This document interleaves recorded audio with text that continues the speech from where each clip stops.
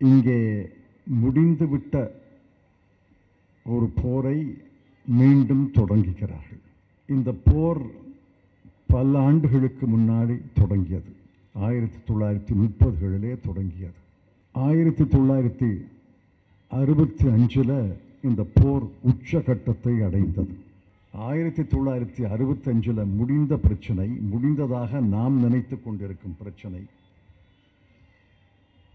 முடிய வேண்டும் என்பதற்காக பலர் சிறை சென்றார்கள், பலர் உயிரிழந்தார்கள், பலர் கல்வி தடைப்பட்டது,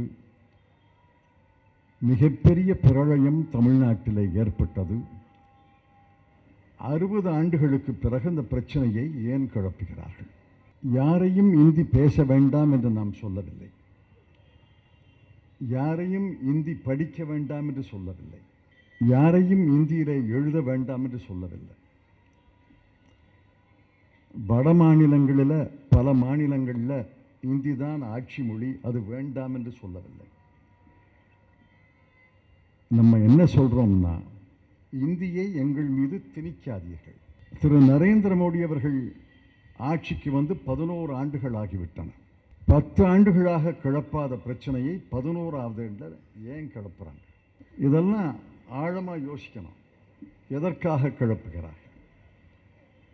இந்த ஆண்டு கிளப்புவதற்கு ஒரே காரணம், அடுத்த ஆண்டு தேர்தல் வருகிறது தமிழ்நாட்டில். தமிழ்நாடு மிகப்பெரிய அரணாக, தடையாக அவர்களுக்கு இருக்கிறது. எத்தனை போர்ப்படைகளை கொண்டு வந்தாலும் தென்னாட்டுக்குள்ள நுழைய முடியாது என்று அவர்களுக்கு தெரியும். கேரளாவில் நுழைய முடியல. எங்களுக்கும் இடதுசாரி அணிக்கும் கேரளத்தில் வேறுபாடுகள் இருந்தாலும் பாரதிய ஜனதா கட்சி நுழையக்கூடாது என்பதிலே நாங்கள் ஒன்றாக இருக்கிறோம். ஆந்திராவில் நுழைய முடியல, தெலுங்கானாவில் நுழைய முடியல, கர்நாடகாவில் நுழைந்தார்கள், ஆனால் அந்த மக்கள் அவர்களை தூக்கி எறிந்து விட்டார்கள். தமிழ்நாட்டில் நுழைய முடியல, நுழையவே முடியாது என்று அவர்களுக்கு தெரியும்.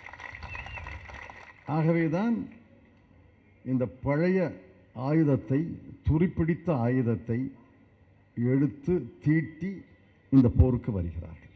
ராதாகிருஷ்ணன் கமிட்டி பரிந்துரைக்கு பிறகு இந்திய வரலாற்றிலேயே எந்த மாநிலமும் மும்மொழி கொள்கையை அமல் செய்ததே கிடையாது.